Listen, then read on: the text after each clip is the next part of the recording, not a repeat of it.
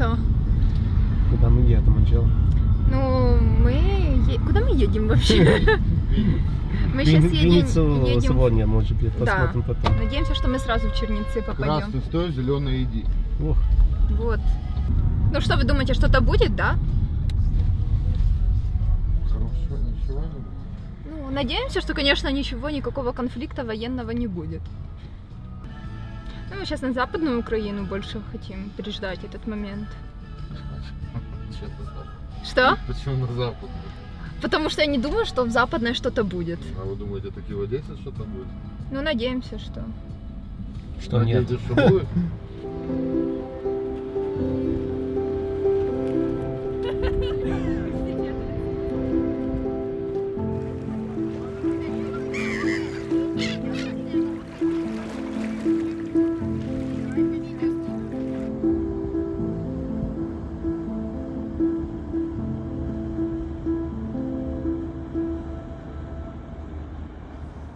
So it's 14th of February 2022. We got beautiful sunshine here in Odessa.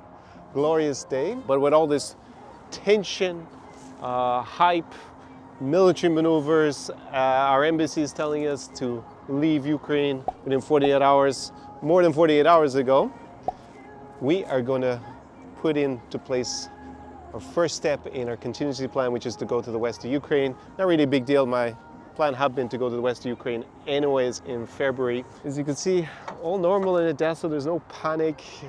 Although I have to say today, when I was in my favorite cafe, actually there was the first time a bit of a discussion about what's going on. There is a little bit more tension. Definitely locals are starting to become more and more tense about the situation and wondering what's going to happen. But at the same time, yeah, no one is really doing anything. There's no run on the banks, supermarkets, or mad panic to leave the city. Yeah, hoping to see this beautiful city that I have so many great memories, spent so much time here, and we don't end up in a situation like in Donbass, in Donetsk, which I went to in December 2013 when the Euromaidan revolution started, and I flew into that amazing new airport, and I've never got to see it again, unfortunately, the city. So fingers crossed that Odessa doesn't suffer a similar fate or anywhere else in Ukraine.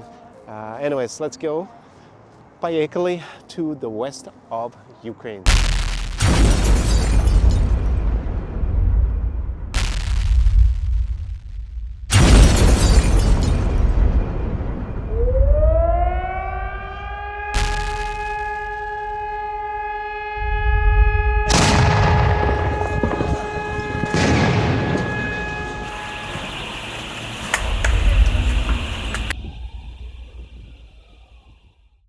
Бесплатно. Да. Я собі купила отаке. Я себе почуваю дуже добре, тому що ми виграли. So this is the morning that we go back to Odessa Mama. I think it's about 145 days approximately since we left. And we're here in Chisinau, the capital of Moldova. Как тебя чувствуешь, Анжела? Немножко нервничаю. Я просто уже давно не была в Одессе, уже 3 месяца, можно сказать. Это больше, чем 3 месяца. Да, и то, что я всегда по новостям смотрела, немножко сейчас давит на тебя, потому что есть всегда опасность, то, что будут обстрелы ракетами, поэтому я немножко, да, нервничаю. Ну, не совсем немножко, а так я очень рада, что я возвращаюсь назад. Да, я чувствую лучше сейчас, чем когда мы уехали, потому что я думаю, что очень маленький шанс, что русская армия приходит Да, в Одессу. So they were stopped, the Russian army, about an hour north of Mykolaiv, in a town called Вознесенск. И ты откуда, Анжела? Я с Вознесенска. Ого. Да, это маленький город, и русская армия приехала в город, они потеряли и уехали. Да. Что это 100% классно, они молодцы. уехали. Okay, so let's go back to Odessa Mama.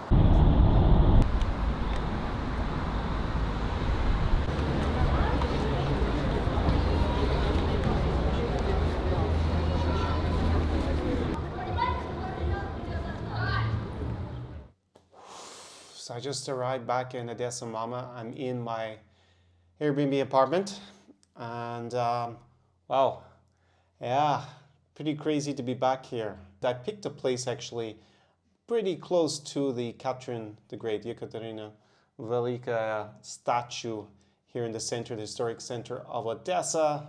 Kind of thinking, maybe naively, that that's the last place that Russia will want to bomb in a missile attack.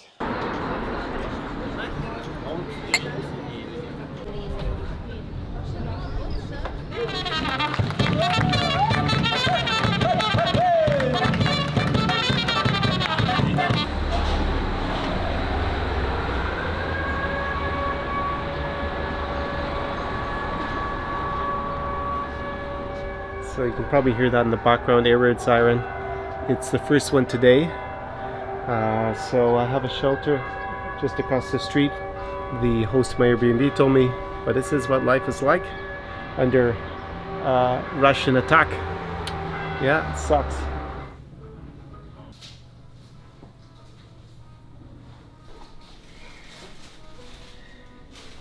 So we came, got some ice cream, still in Arcadia here. Как мороженое, Angela? Дома все смачно. Да? Да. Дуже смачно. So I'm wearing this t-shirt, as you can see. It's quite apt for where I am because I'm here on the Black Sea, obviously, right in front of where this ship, the Moskva, which was the Russian flagship for the Black Sea Fleet, was sunk. And along with Ukraine kicking the Russians off Snake Island, there's probably two parts of the war that you're familiar with. They happened just over there. And that meant that basically, along with the Russian army even stopped the land forces just north of Mykolaiv. They tried to, at the beginning of the war, take Mykolaiv or go around it. They were stopped at Voznesensk, which is actually Angela's hometown. It means that this city is still in Ukrainian hands, and it is very likely to stay that way because the Russians counterattacked from the sea. They lost their outpost on Snake Island and also the possibility probably to launch an amphibious assault because, well, they lost their main flagship. And yeah, they were stopped back there to the north, well, to the east of us, of Voznesensk. So yeah, going to have a nice ice cream in honor of those who sank the Moskva, because otherwise we wouldn't be eating this ice cream here today. I think it's kind of interesting that people are pretty resourceful, right? We adapted the environment we're in, so even though, like, actually right now there is an air raid warning still activated. Они сказали, що все нормально чи що? Тривога. Ні, зараз ще є повітряна тривога, всі повинні піти в укриття. Ну, як бачимо, ніхто не йде в укриття, всі стоять, всі гуляють, всі їдять, всі насолоджуються життям. Так, так. Того, що вже за 5 місяців всі вже втомилися від цих тривог по 3-4 рази на день.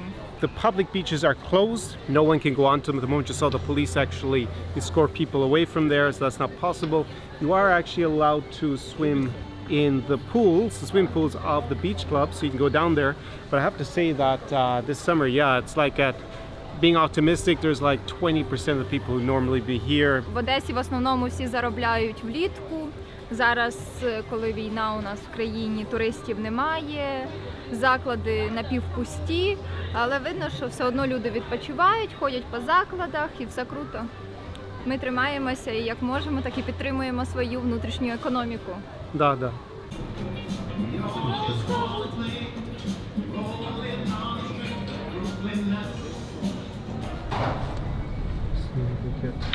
See inside here what's written. This is interesting. One upside to this war, at least this place has been shut down. This was notorious for a scam that's quite common, I think, throughout Eastern Europe and part of Central Europe as well, which is that pretty girls either online, well, I wouldn't even necessarily say pretty girls, but local girls either online or here on the streets of Odessa normally be thronged with foreigners and tourists from, also from Ukraine during the summer. And they will lure guys here, and then basically they would be presented with huge bills at the end of their stay for whatever it happens to be, half an hour in this place. I've actually seen a bill that was for shisha alone, so hookah, 330 euros. It should cost no more than 15. So you can see inflation of 20 times higher than it should be, and then the whole bill in total was like over 1,000 euros. So, and yeah, the place was still allowed to operate, but shut down For how long? Who knows? When the tourists come back, this place might magically reopen again.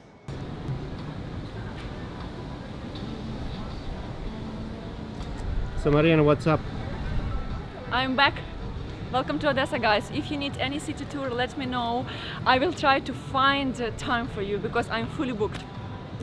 That's the least credible sales pitch I've ever seen in my life. That's in my dream because look at this. Nobody expected that, and we even made a video in February that I was still waiting for successful season, but next year, I believe so. Okay, so 2023 is what it's all about. Absolutely, in April you can already book me. Очень колоритный. Спасибо, понравился. Да, очень понравилось, очень Красавчик. классно. А ревновать никто не будет. Ну не знаю, проверим.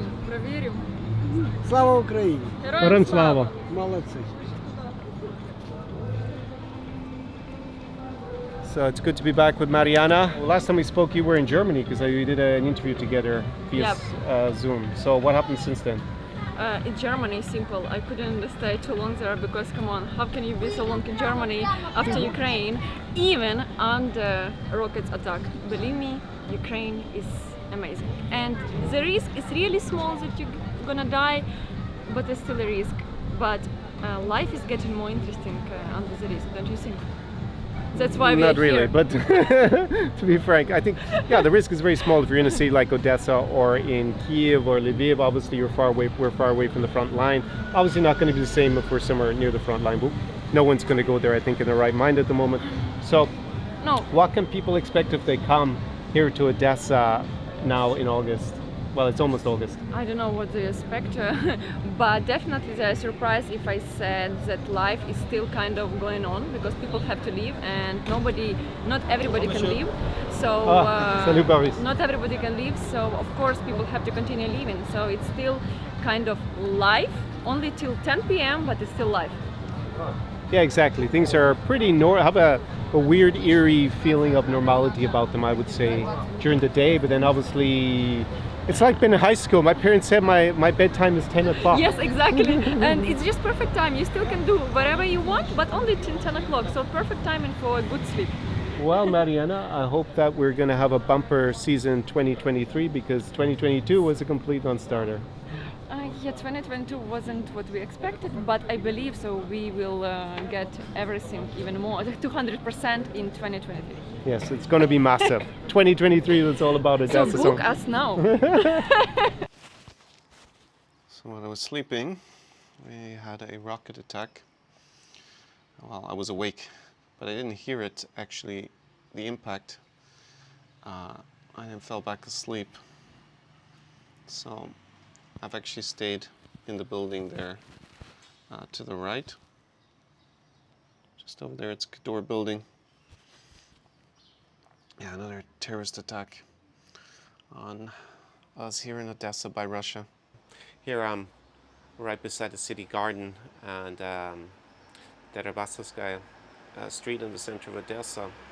It's about a 20-minute walk probably from the city. It's an actual historical main pedestrian street where presumably not just millions of Ukrainians and foreign tourists have come and walked to, but also many of those would have been Russians themselves. And this is what their government does. And how many Russians do anything? How many of them support it? Just pure terrorism. Imagine this happened in Paris or London or Berlin. And it was happening every day that there were rocket attacks like this. Wouldn't be long before NATO would be doing something, obviously, because Article 5. But in general, if it were domestic terrorists, it wouldn't be tolerated. So why is it tolerated here in Odessa? It's also part of Europe, and we need to be doing more about it. And that means arm Ukraine for the moment. I know it's not realistic that they're going to send troops or their own airplanes and tanks to solve the problem, but we need to arm Ukraine immediately to stop this and send Russia home. Russians need to go home. This is Ukraine, Russia's the biggest country in the world. Why do they need to come here and harass us and kill us? Fucking stupid.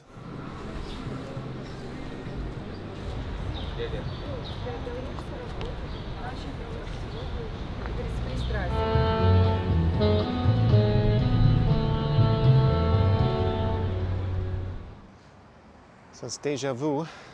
I am back, how many months later? About 150 days later.